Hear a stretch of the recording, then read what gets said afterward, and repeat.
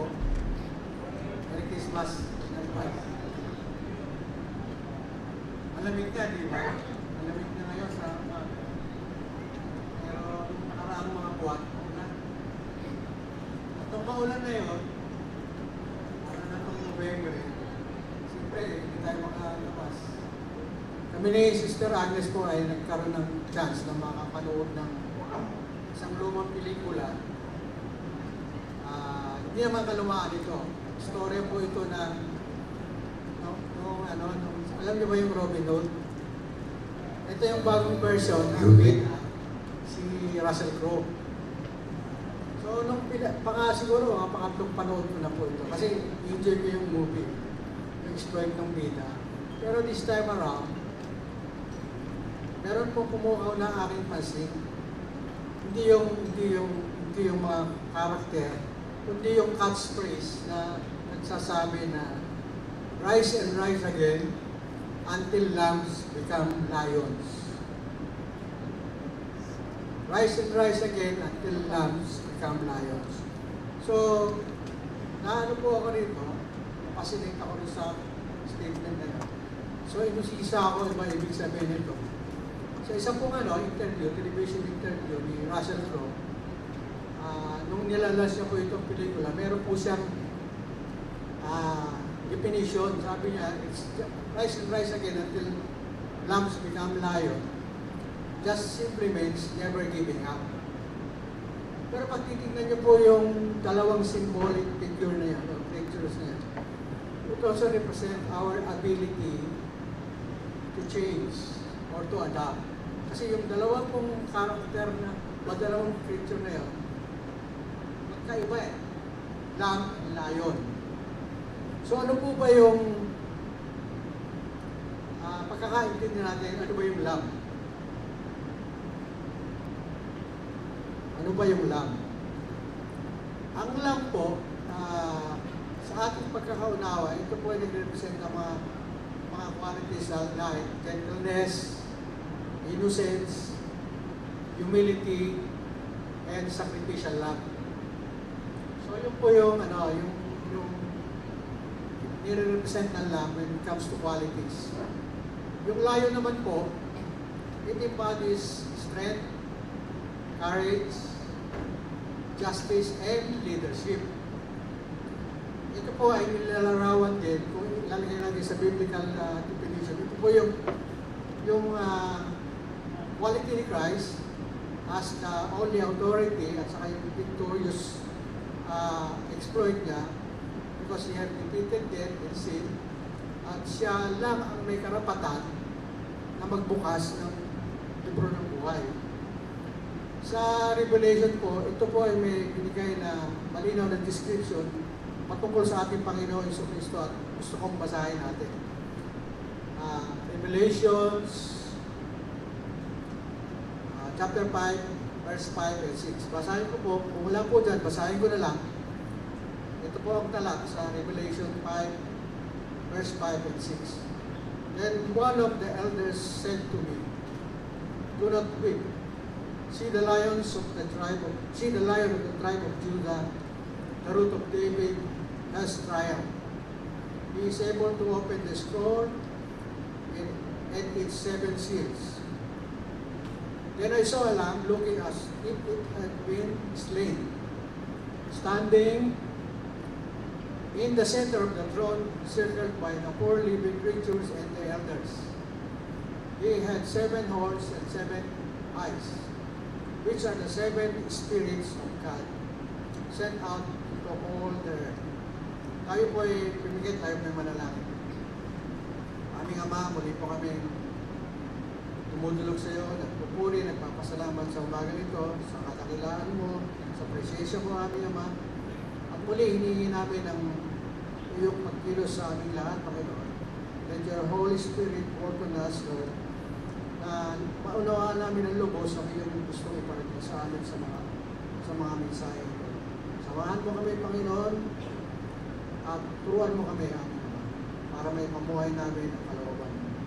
Lahat po ng ito, aming Ama, ay tinataas namin sa iyo sa pangalan ng aming Panginoon sa Kristo. Yung ating pong pinasa na ito ay isa pong yugto ng pangitain ni Apostle John o ni Apostle Pablo, na inilalahan niya po yung kalagayan na merong nakatatanda na nakita si Juan na umiiyak. Dahil walang makitang karapat-dapat na magbukas ng walumbon, yung scroll, na tinakpan ng 7 selyo. At ito po ay naglalaman ng huling layunin, yung final purpose ng Diyos sa kasaysayan ng tao. Sinasabihan din si John na huwag umiyak. Dahil ang leon ng angkan ng Judah, which is Jesus Christ, ay naghari na at matagumpay na ngayon na nakaupo sa trono. Na may banal siyang kapangyarihan, tanging siya lang ang makapagbubukas ng balumbon na yun. At kasama rin puro sa pahayag na si Juan ay may pangitain naman ng isang kordero na tila tinatayong pinaslan.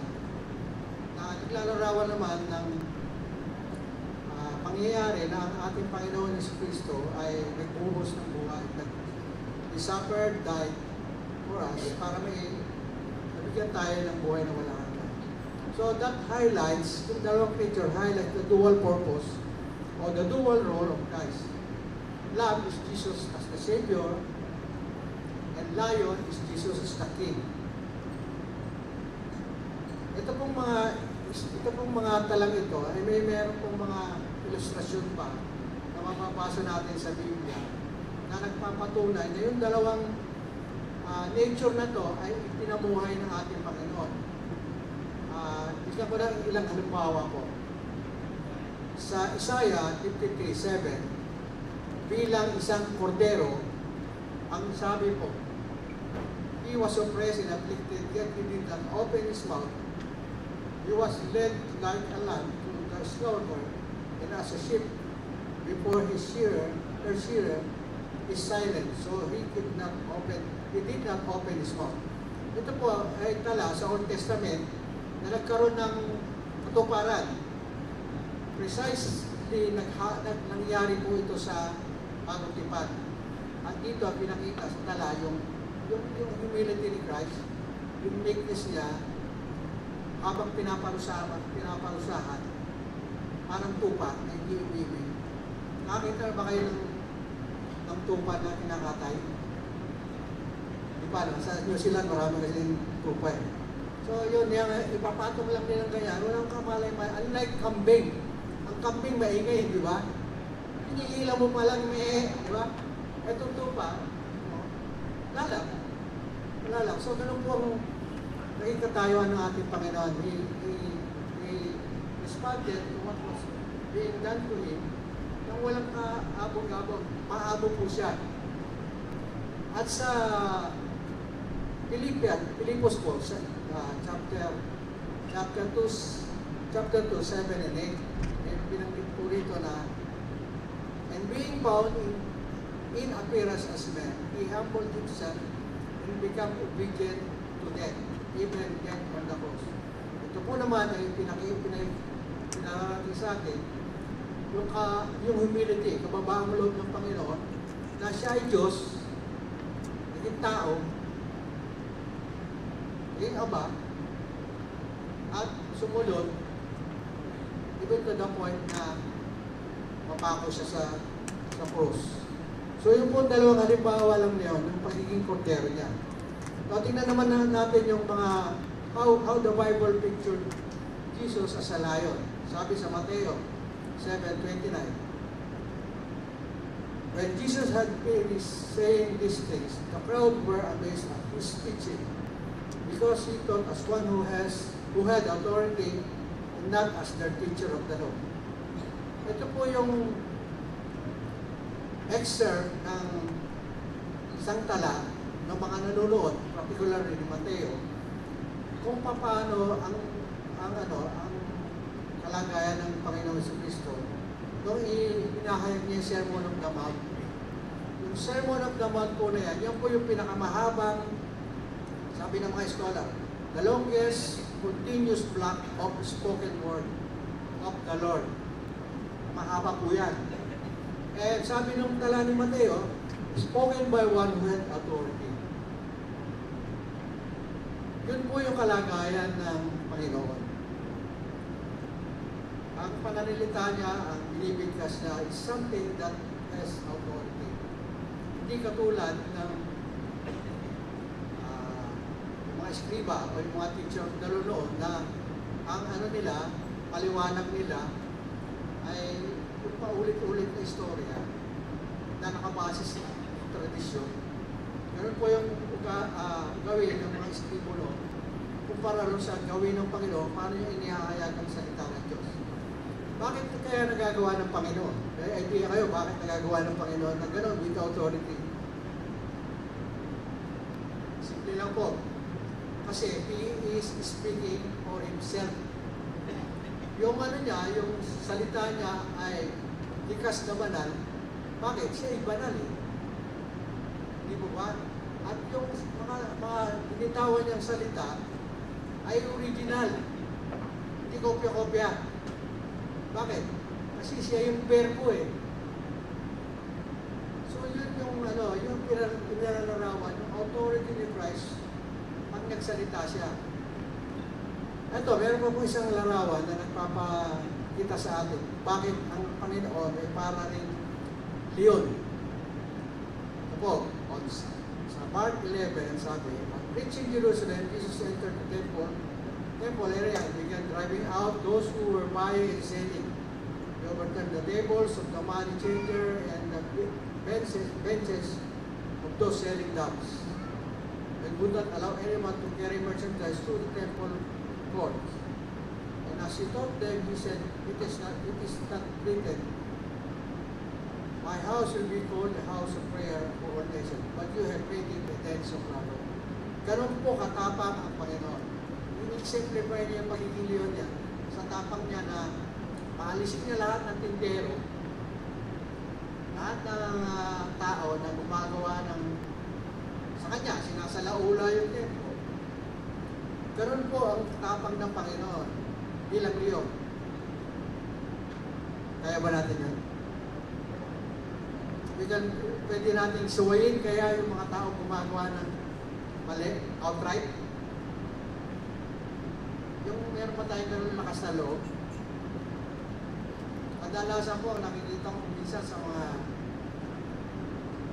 nakikita ko lang, may mga Christian po na parang mga unggoy na pag nakakita ng mali, tatakip mata. Pag nakakarinig ng mali, at kuminsan, ayan na, tatalikod na lang, mali naman. Para tayo yung monkey, alam niyo po ba yan? Tatakip ng tenga, tatakip ng bibig, tatakip ng tenga, just they don't want to get involved. Pero ang Panginoon, hindi, sinaway niya yung mali. Yan po ay ilang account na nagpapatunay na yung magiging kordero niya at magiging leon niya ay ito ang buhay niya. Kaya ba natin? Kaya. At yan ang pagkakatawag sa atin. We are called to be imitators of Christ. So we must act in the same way like the Lord did. Pwede tayong kordero, pwede tayong lamb, pwede rin tayong leon. How do we apply those two qualities? Yun ang tanong. Unang sagot, how do you apply? Basahin mo yung Biblia para maintindihan mo kung paano ginanap ng Lord yun. Hindi pwede yung i-apply mo na lang yun without knowing the Bible. Kasi ang premise mo, maliligaw, di ba? Ang ini-imitate natin si Christ. So pag nagkwento ka lang, baka mawala ka sa ulo. So, ganito ko po inilalarawan ang isang kordero na nagiging leon o leon na nagiging kordero. Imahe po ng kordero at leon at the same time. Next slide please. Maamo na hindi nagmumukhang mahina. Maamo ka, pero hindi ka nagmumukhang mahina. Meek ka, pero assertive ka. When it needs assertion. Mapagmahal ka, ngunit may kapangyarihan. Pagmahal, pero kung kailangan maging authoritative ka, kailangan mo pakita yung authority mo. Banayad, ngunit may lakas. Banayad, pero may lakas. Masunurin, ngunit marunong manguna kung kinakailangan. Kaya ba natin yun? Kaya natin? Mahirap, di ba? Mahirap. Nakukuha ka na yung attention nyo. Mahirap, di ba? Mahirap. Pero kaya natin yun. Bakit? Si Lord ang model natin eh. And by obeying Him, following Him, we can integrate both qualities. Ngayon, para mailagay natin sa tamang cadence yung ating pinag-uusapan, paano natin magagawa ito maging Cordero at Leon? Meron pong state of awareness o kalagayan na dapat maunawaan. Ano po ito? Ito po yung sa next slide please. Who we are. Who we are. Pangalawa, why we are here. How we do things. What we posture. So, for awareness po yun na sumasagot sa tanong na, sino ba ako? Bakit ba ako nandito? Paano ako kikilos? Yung how. At ano ba ang tayo ko? Buntot ba ako? Yan ang buntot ba ako o tagapanguna? Buntot na lang ba ako o tagapanguna? So, we have to be aware of that. The who, the why, the how, and the what. May papakita po akong video na I hope you appreciate yung short clip na ito para simulan yung discourse kung who we are. Who are we? Next, yung video nga po, please. Maintindihan kasi mahirap sila mag-English eh. Ang istorya po nito, yung rise and rise again until lambs become lion is a statement or line na nakatatak sa utak ng bida ni Robin. Pero katulad din ng nakita ninyo, dahil sa kanyang paglaki, ang nakita niyo parang nilaga niya, iniwan na lang siya ng tatay niya. So as a grown man, wala na yung magulang, orphan na siya, sumama siya sa crusade. Actually, 2 crusade ang sinama niya. Yung first crusade, na naging successful ata, and the second one, the second crusade, naging bahagi siya ng campaign, paid military campaign na natalo sila. So, yung retreat nila, nakakita siya ng isang knight. Ang pangalan Robert of Blackstone, na hiniling sa kanya, bago siya mamatay, sabi niya, bago ako mamatay, ibigay mo nga ito sa tatay ko. Ang tatay ko yung heir of Blackstone. So, ginawa ni Robin, kinuha niya espada na may naka-age na rise and rise again, the lion become lions. At binigay niya rin sa tatay. Binigay sa tatay, yung tatay naman, nag-request din, pwede ba ikaw na lang pumalit sa anak ko? Kasi may patakaran pala ron sa Old England, na pag walang ka ng heir na lalaki, lahat ng domain mo, heir siya, malaki yung lupain niya, lahat ng domain mo, kukunin ng trono, ng crown, kukunin ng gobyerno. Pero si Robin kasi, because he is just a commoner, ang pagkaalam niya, commoner siya, at saka isa pa, lugmok eh. Galing sa gera, talunan eh. Tinanggihan niya yung offer. Pero as the story unfolds, may mga nakatagpo siya, mga matatanda. At sinabi sa kanya na ang tatay mo ay si ganito. Ang tatay mo ay si Thomas Longstride na isang baron, maharlika. At ang tatay mo ay hindi lang baron, meron siyang vision, meron siyang leadership ability na sinusulong niya yung karapatan ng mga mahihirap, ng mga api. At isa siya sa mga sumulat nung parang Magna Carta o Constitution nila. Nung malaman ni Robin ito, natatay niya pala ay isang baron, noble, na pinatay ng crowd. Nung siya ay 6 na taon, nagbago po ang kanyang pananaw. Because of that identity, dramatically nabago yung kanyang perspective sa buhay, naging optimist na siya, naging confident na siya, and later on, nagkaroon siya ng passion to pursue yung sinimulan ng tatay niya, social justice.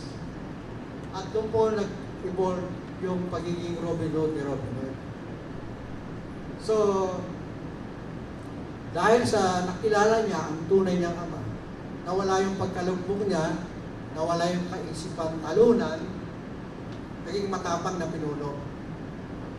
Ngayon, saan po po dinadala yung kaisipan ninyo dahil dito sa pelikula ko? Kayo po. Sino tatay ninyo? Kaninong lahi ba kayo? Lahi kayo ni Acopio. Lahi kayo ni Cortez. Lahi kong Biloria. Pero may tatay akong iba akong tatay eh. Bilang mananampalataya, iba na ang tatay ko eh. Diba? Ang tatay natin, sino? Ang Diyos. Diba? Ang Diyos, Ama.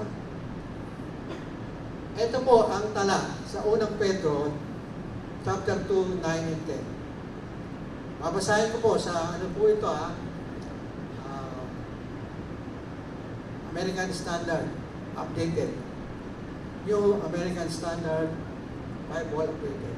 But you are a chosen race, a royal priesthood, and a holy nation, a people for God's own possession, so that you may proclaim the excellences of Him who has called you out of darkness into His marvelous light. For you once were not a people, but now you are the people of God. You have not received mercy, but now you have received mercy. Ito po si Pedro na nangungusap sa mga first century Christians na nakakalat po sa Asia Minor. Itong mga tao na to, mga sukul po ito, left out. Kaya alam niyo naman ng mga Kristiyano noon, parang na yun persecute. At mostly, karamihan ng mga Kristiyano ay mahihirap. At isa pa, subject sila sa Roman rule. Mga nasakop sila ng Roman rule, practically para sila mga slave. So they belong to a very insignificant part of society. Also, kaya sila, ayaw nila ng gulo, settled na sila. Okay na to sa amin. Okay na to. Pag may dumaan na wala. Diba? Ganun nun. Hindi nila iniintindi yung masakit, mahirap na ginagawa sa kanila. Okay na sa kanila eh. Pero sinasabi ni Pedro ito, hindi para lumaban sila. Ang gusto ni Pedro, magkaroon sila ng bagong pag-asa. New hope. Maging optimistic sa buhay. Mabago ba? Pero how can that be? Sukul nga kami. Hard-pressed kami. Sa kalagayan natin, paano namin gagawin yan? Mahirap na kami. Pinanakawan pa nga kami. Bulto-bulto ka, nakamaleta pa nga eh. So like ordinary people of those years, parang gano'n na rin tayo. Ang nangyayari, we let our leaders make a mockery of government. Gobyerno na sila, pero pinaglululoko tayo. Transforming people's hope into people's fear. Meron po ko nakitang vlog statement, ito po, sabi po. Kaya sinasabi ko, ang tao nito eh. Ito masabi. Dati ang mahihirap ang problema ng gobyerno. Tama? Ang mahihirap ang problema ng gobyerno. Ngayon, ang gobyerno, ang problema ng mahihirap. Nako eh. Dati hindi naman natin problema yung gobyerno eh. Tayo ang problema ng gobyerno kasi tayo may kulang. Ngayon, tayo na problema sa gobyerno. Ito po ang malungkot na kalagayan ng bansang Pilipinas. Bakit? Walang mainam na pamunuan. But yung lesson natin of who we are reminds us that we are the chosen people. Tayo hinirang eh. Ang tanong, bakit ba kayo hinirang? Hinirang lang ba kayo? Hinirang ba tayo dahil punta lang tayo sa langit? O ikaw, langit kayo. Hindi. Merong sinabi yung ating tala eh. O sabi gano'n na, we are to declare God's excellence, or Christ's excellence, or Christ's praise, the praise of the Lord. Meron tayong gagampanan, hindi lang tayo hinirang for the sake na pumunta tayong langit. Meron tayong gagampanan. So yung po kalagayan. Chosen tayo, but why? So pupunta tayo sa pangalawa. Being aware of the why. Why? Bakit nga ba? Simulan natin itong tanong na ito sa isang tala sa Ephesians 2:10. For we are God's workmanship. We are God's workmanship, created in Christ Jesus to do good works, which God had prepared in advance for us to do. Naka-ready na eh. O ito gagawin mo, naka-ready na. Do good works. Yung identity natin, given, we are the chosen. Pero meron tayong trabaho eh. At yung trabaho na yun, hindi yun yung trabaho na gagawin natin sa langit. Dito yun. Prepared in advance. Gawin na natin dito. Kasi ang working field natin, hindi sa heaven eh. Dito tayo sisimulang magtrabaho. To proclaim the excellences of Christ. Yun yung sinabi sa unang Pedro. To proclaim the excellences of Christ. And yung bang pagganap natin sa mabuting gawa, simula po yun ang ating paghahayag ng kagalingan o katakilaan ng Diyos. Hindi lang ito trabaho ng pastor, ng ating mga leader, o ng mga abala rito. Lahat po tayo, from front row hanggang sa likod, lahat tayo ay tinawag para maglingkod. Kaya lang, paano ka maglilingkod? So, in what manner kang maglilingkod? Ang in-declare mo, ang in-proclaim mo is excellences of Christ. How do you proclaim excellence? Siyempre, in an excellent manner, tama?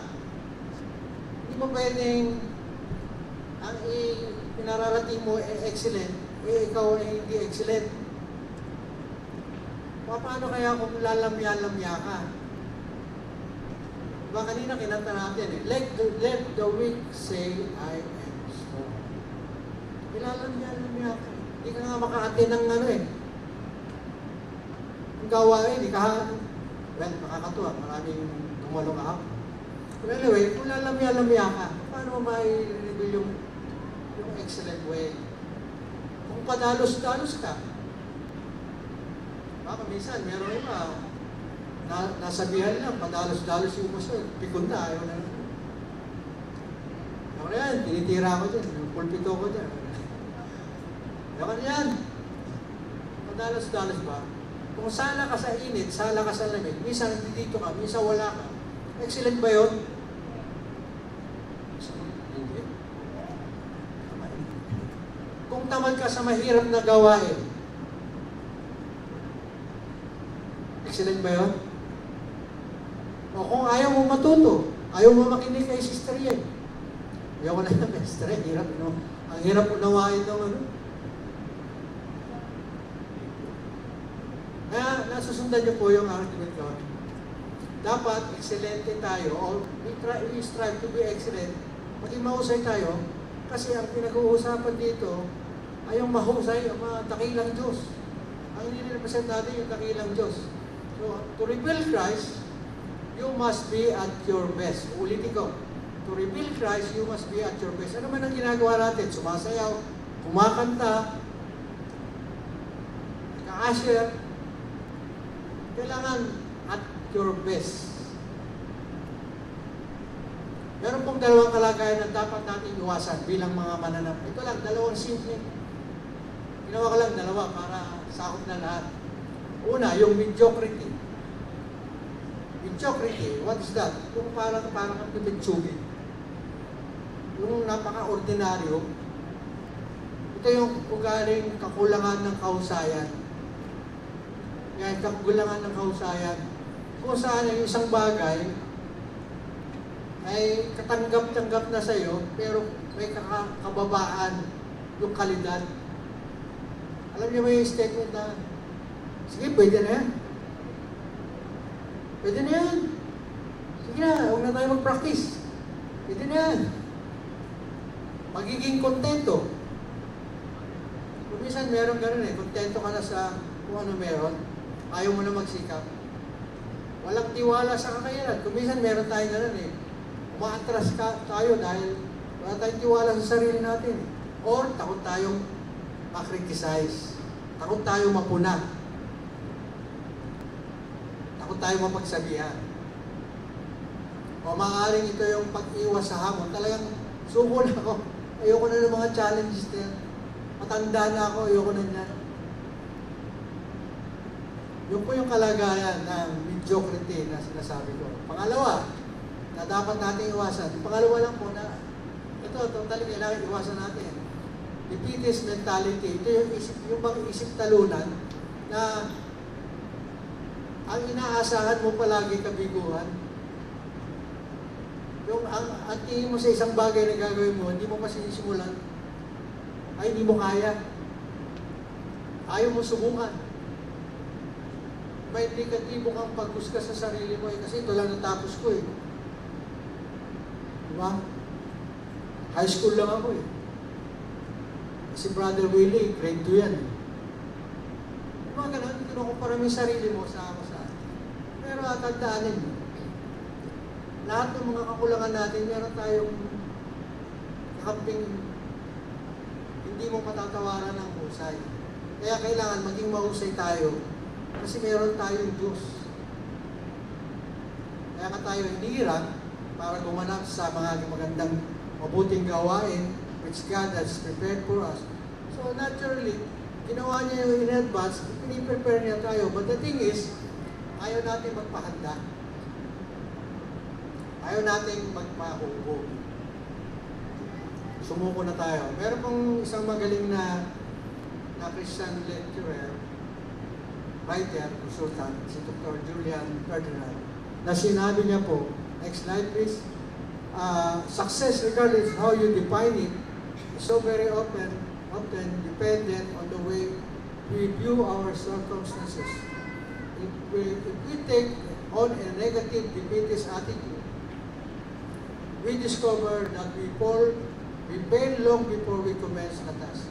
Hindi pa tayo nagsisimula, talo na tayo. Hindi pa tayo nagsisimula, hindi na natin kaya yan.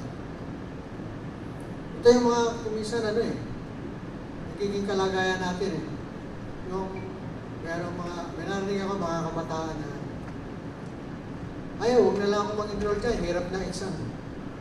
Ayaw ko na mag-aral dyan sa eskwela na kasi entrance exam, ang hirap Hindi pa na nasusubukan. May mga namin yan Pwede naman maging scholar. Ayaw dahil baka raw makapasa. Try mo lang naman O kaya, ito pa, ayokong kausapin yung anak mo. Naririnig yan. Yung mga apo ko, siguro yung mga apo ko. Ayokong kausapin niya, English na English Diba? Hindi ko maintindihan Ako ganyan, minsan apo ko, hindi ko maintindihan. Pero ganun kalagayan na bago pa man, o nahihirapan tayo, ayaw na natin. Yan yung mga kalagayan na kaisipan ng talunan. Kaya po, dito, sa how, kailangan maunawaan natin paano tayo mag-engage. Sagot na natin, who are you? Bakit kayo nandito? Ngayon, ito naman, how? Paano ako magiging epektibo? How can I engage? like the Lord engaged. Meron pong libro na sana, meron kayong means para mabili yung Raising the Bar. Ito po, meron pong mga talaron na paano mo ma-improve yung sarili mo. Kaya lang, ikakapsulize ko sa isang salita, yung sinasabi ng libro. Raising the bar is simply embracing discipline. Raising the bar, itaas mo yung antas mo, ang kailangan mo lang disiplina. Sabi po sa Hebreo 12, talatang 11, sabi po, sa NIV, no discipline seems pleasant at the time, but painful. Yun po ang kalagayan. No discipline is pleasant, but painful. Later on, ito yung masarap. Later on, however, it produces a harvest of righteousness and peace for those who are trained. Yun po yung positive note. Mahirap nga. Mahirap magkaroon ng disiplina. Discipline, by the way, is the same as pag kinugot mo ito sa root word na disiplina in Latin. Another meaning niya po is training. So, yung dalawa po na discipline and training are the same. Ito po ay totoo sa mga atleta. Ito po makikita ninyo ang discipline, very visible yan sa mga atleta. Yung determined athlete, pag natalo siya, alam niya na inferior siya sa tumalo sa kanya. Ako, di ba, natalo kay Pastor Felix sa larangan ng badminton. Ibig sabihin, magaling si Pastor Felix. I feel inferior, pero hindi magtatapos sa feeling inferior. Kailangan tumaan ako sa isang disiplina na pwede kong talunin si Pastor Felix. Para masabing excellent player din ako. Pero gano'n kasi mahirap magdisiplina.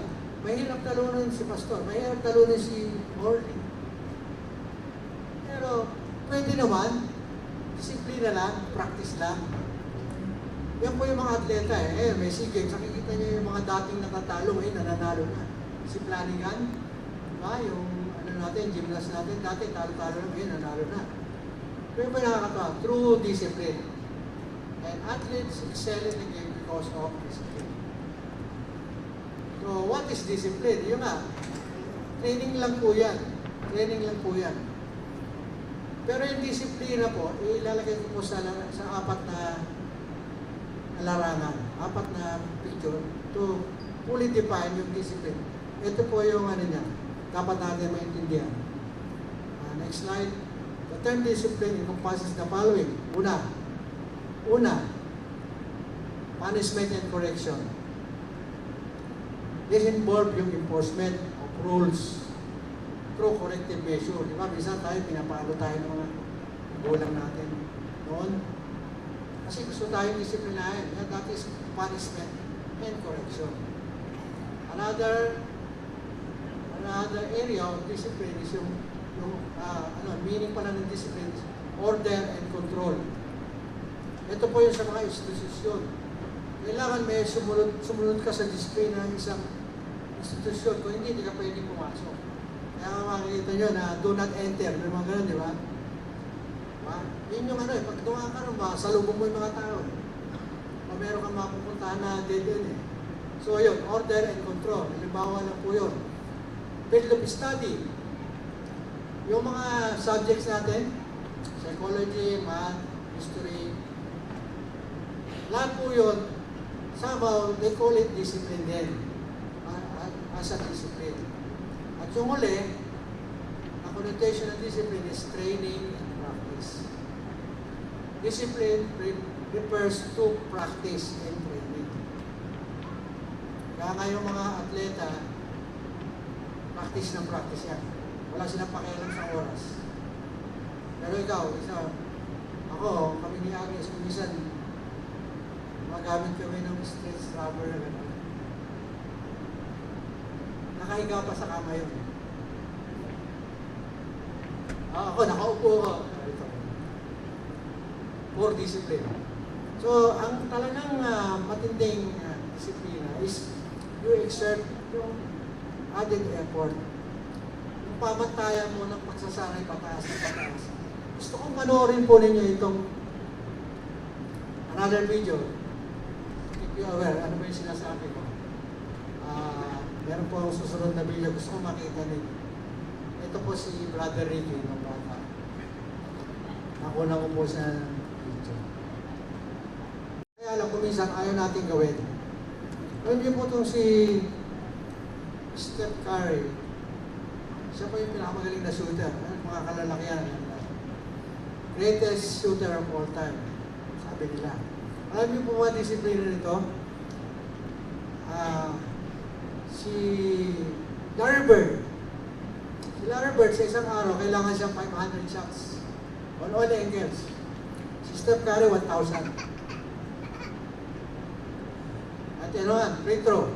Mother Ricky, sino ba naglaro ng basketball dito? Zidane. Kaya mo ba mag-free throw ng 5, sunod-sunod, pasok? 5. Free throw. Hindi natama sa ring. Si Steph Curry, meron siyang sariling standard. He set his new standard. 5 shoot sa free throw. Sabi nila, kaya nila 5. Pero yung 5 shoot sa free throw na hindi tatama sa ring, hindi nila kaya yun. Si Steph Curry lang yun.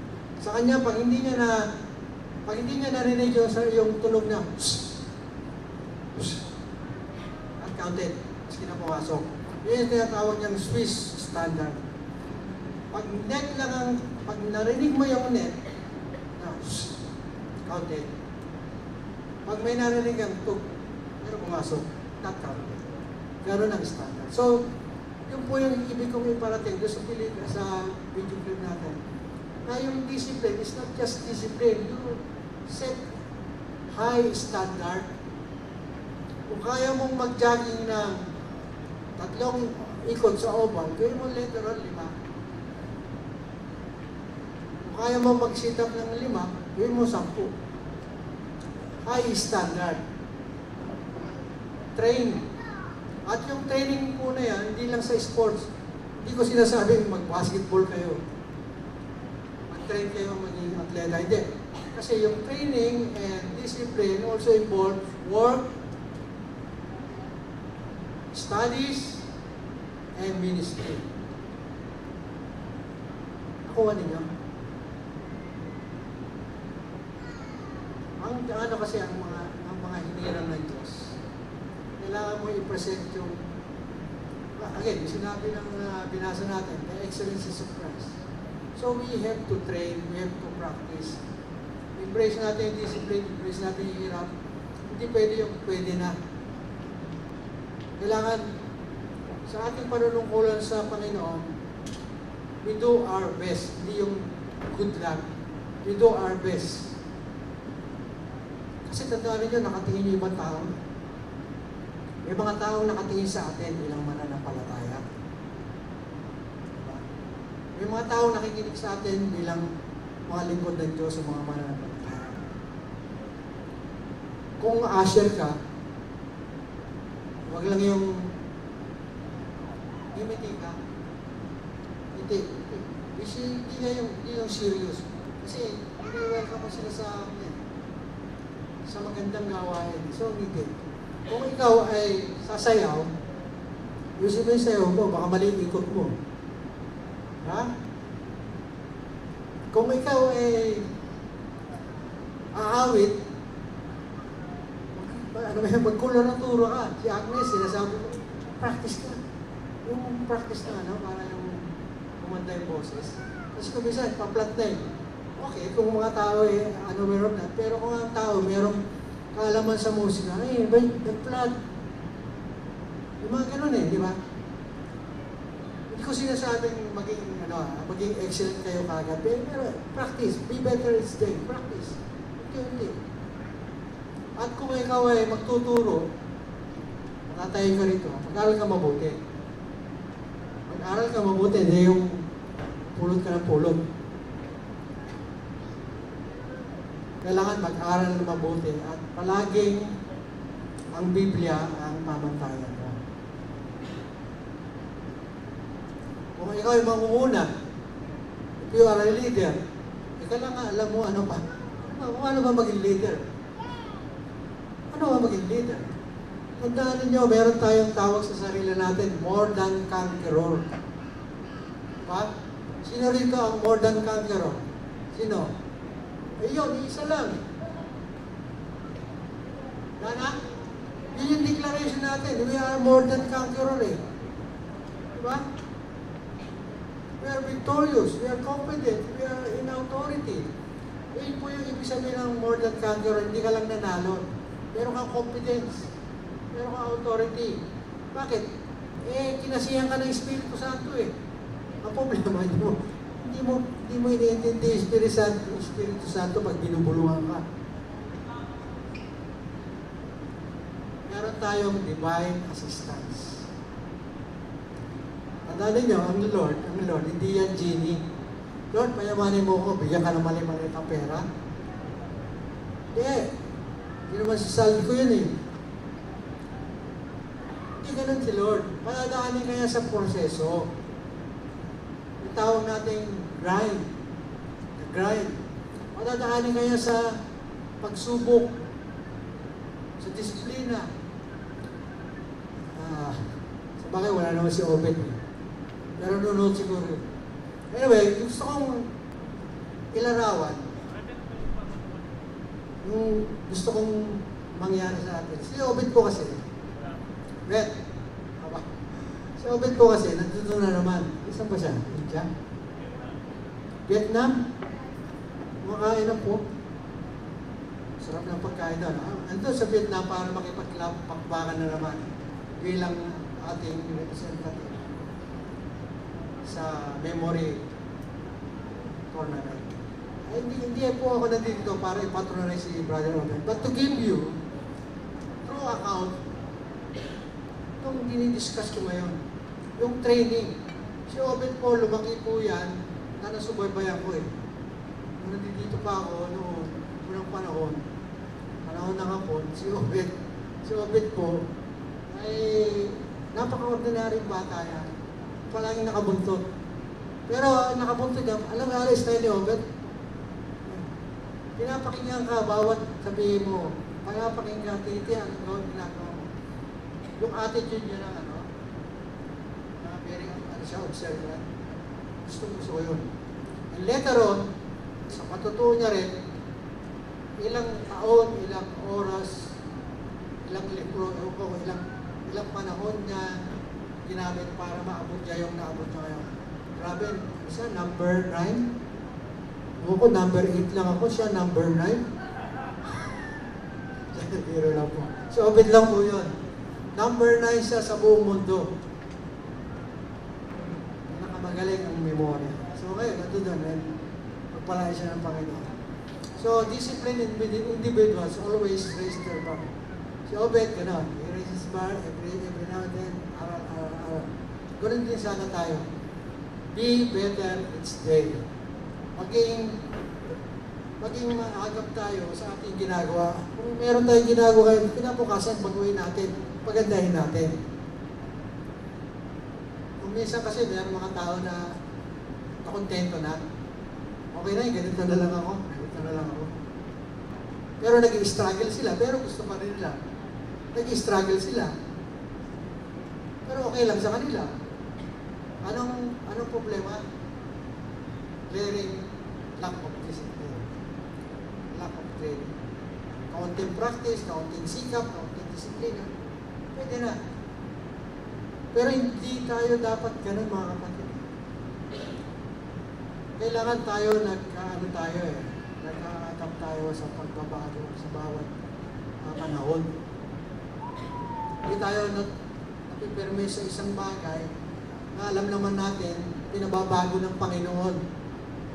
Pero yung gusto mong baguhin, kumisan, yung gusto mong baguhin, nababago mo, pero yung pinababago ng Panginoon, anong baguhin? Kumisan nga, gusto mo, adobo na naman. Diba? Ang laki na nga ng tiyan sa kakakain na adobo. Pero yung pinagagawa ng Panginoon, mag-exercise ka naman para tumagal yung ministeryo mo sa akin.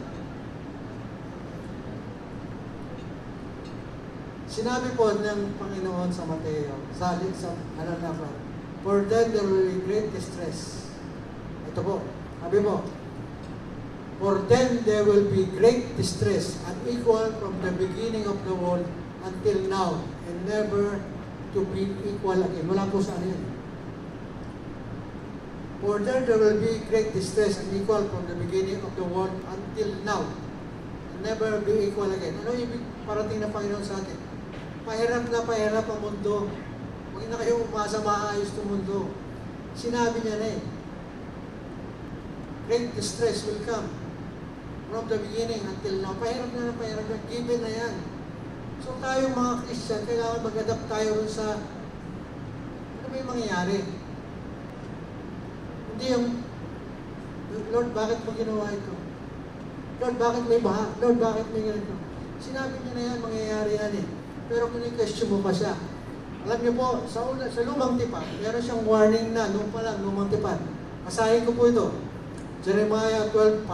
Sa Jeremiah 12:5, kausap niya si Jeremiah, sabi ng Panginoon, if you have raced with men on foot and they have worn you out, how can you compete with horses? If you stumble in a safe country, how will you manage in the thickets by the Jordan? Ito po yung warning ni Lord.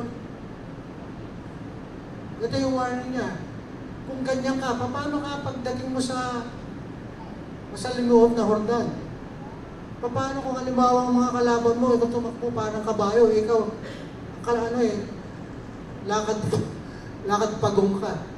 So ito po yung sinasabi ni Lord, a warning to us na we have to be prepared, we have to be cautious dahil ang panahon sa mundo ay pahirap ng pahirap. Isa po itong metaphor na ilalarawan ng Panginoon, yung ano yung mangyayari. From ordinary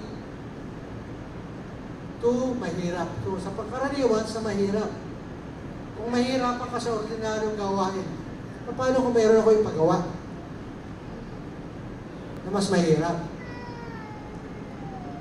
Yan po sinasabi ng Panginoon.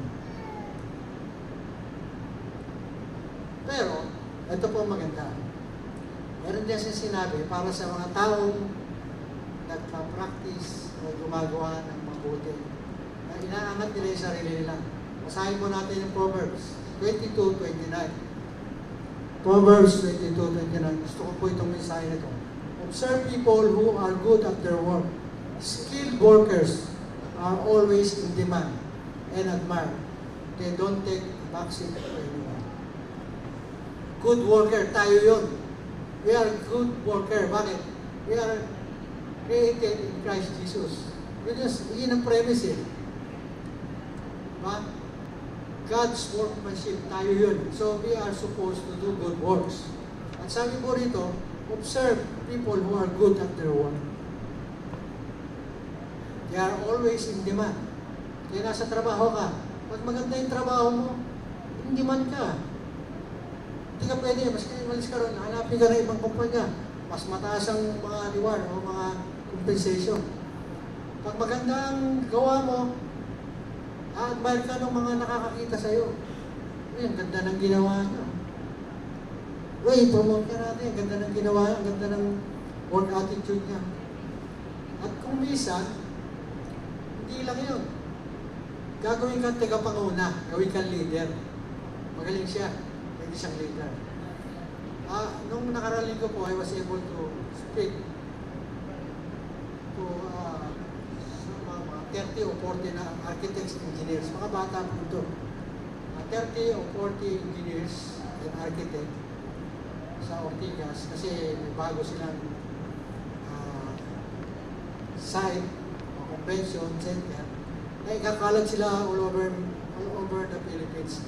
Sila po yung mga project manager ng BCC na gaganap doon sa mga project ng SM. Alam niyo naman yung SM, nagkalat, di ba? Yung project ng mga Yuchenko, project ng mga Uy, at saka yung mga iba pang mga malalaking kumpanya. Ito po, mga batang engineer at architect na ikakalat ng project managers group na yun all over the Philippines to do project management sa mga malalaking establishment. Kung nakikita nyo, yung mga nabanggit kong pangalan, hindi lang po maliliit na project ang ginagawa niya. Mga 40 stories up, glass tower, aluminum cladded, yun po yung mga project nila. So ito po mga tao to, mga bata, ang system, they don't know how to handle themselves as leader. So, pinag-usapan ako nung chairperson na usapin ko yun. So, ginamit ko po itong design na ito. That give me the privilege to share with them yung salita ng Diyos. At ipakita sa kanila how their good work would give them better opportunities pagdating ng araw. So, yun po. Tayo rin, nakatingin tayo sa mas malaking gawain. Okay, ganito tayo yun. Next year, nakatingin tayo. And we need leaders. And we need good worker. So, kailangan nating mag-pray. Kailangan nating madisiplina. Yun po yung sagot dun sa how. At panguli, awareness of posture. Sabi, sa unang binasa natin, mangalam tayo. Mababait, maaamo, mapagmahal. Pero, again, mga leon din tayo. Meron tayong tapang, meron tayong lakas, meron tayong authority, at pwede rin tayong mga leader. Pwede tayong mga leader. Sabi po sa Proverbs 28, 1 and 2, the wicked runs away when no one is chasing them, but the godly are as bold as lion. The godly are as bold as lion. Tayo po yun. Bakit? Dahil wala tayo kasing pagkukulang. Hindi katulad ng sinasabi ng wicked. Yung mga wicked, ibig sabihin ito yung mga tao, mga may kulang. Either may kasalanan, something is lacking in their lives, kaya every time na susulong sila sa hamon ng buhay, may duda sila sa sarili nila. May kaba. Nababalisa. Kung minsan, ayoko na dyan. Takot sila.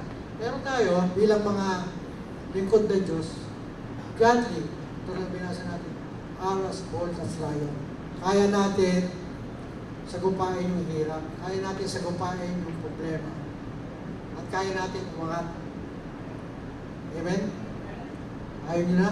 Hababa.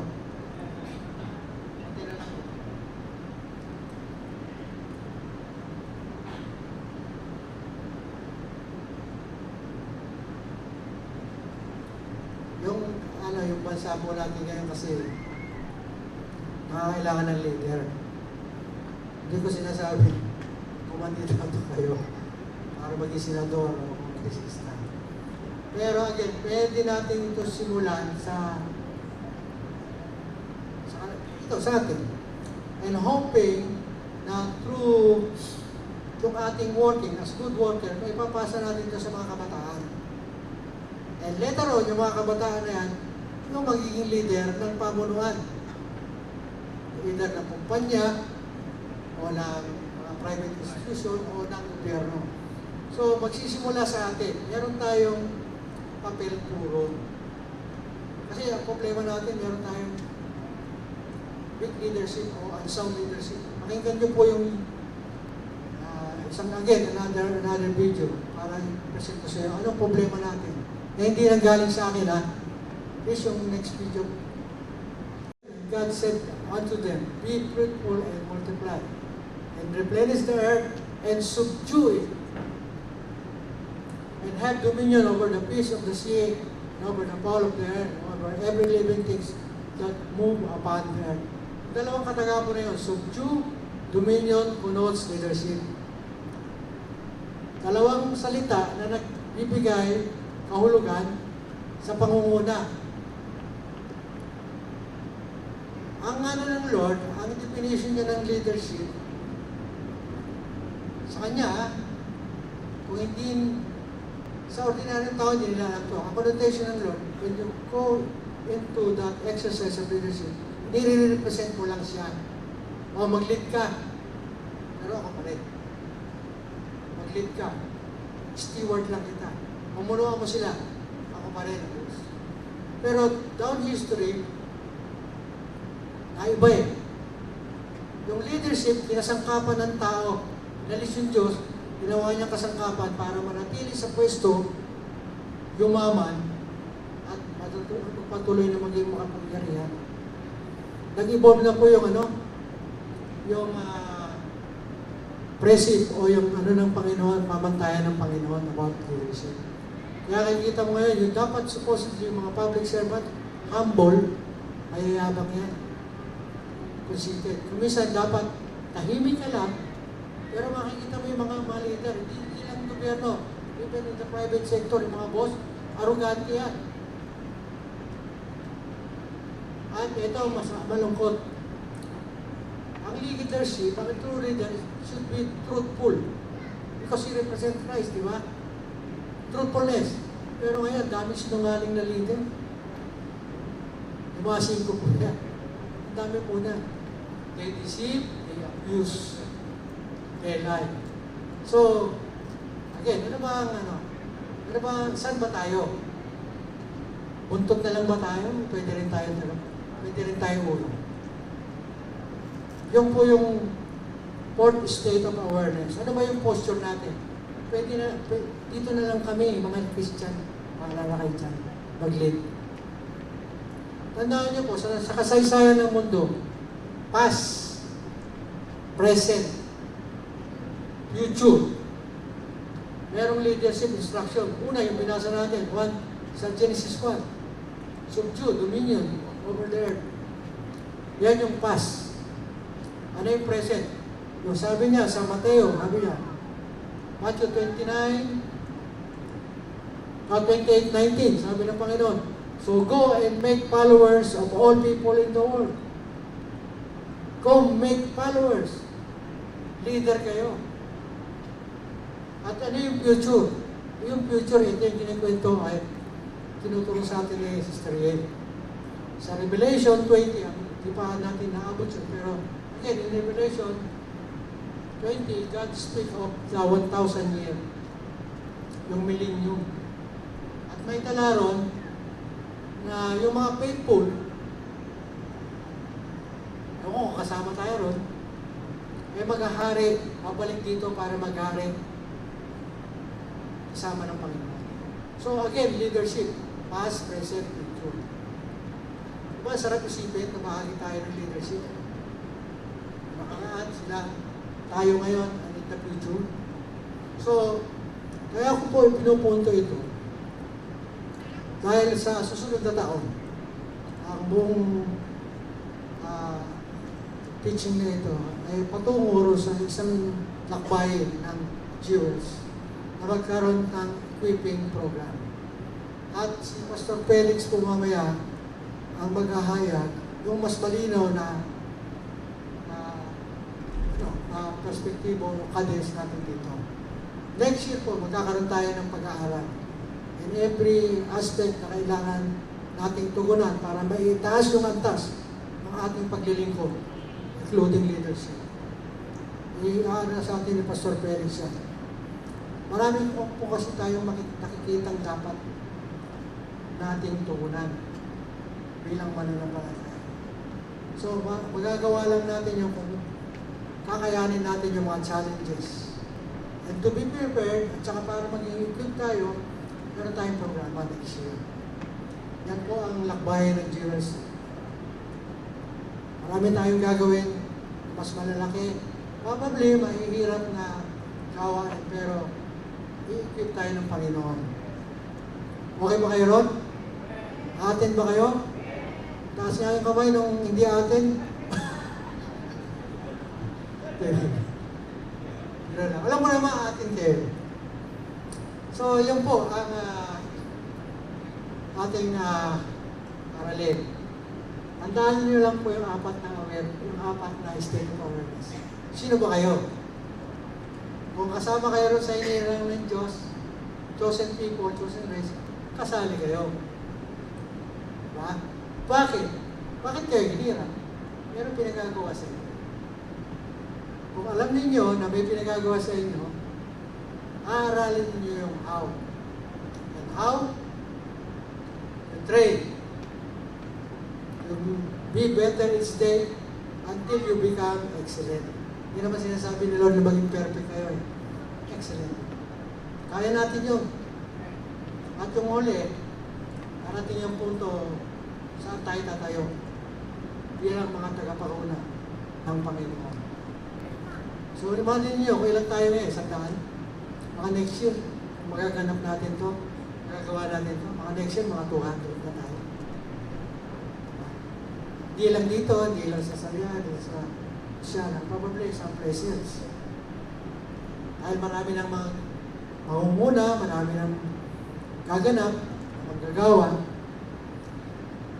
Bilang pagtatapos ko, gusto ko lang pong iwanan ito. Matagal iniwan ng magaling na leader, Christian leader actually, si John Maxwell.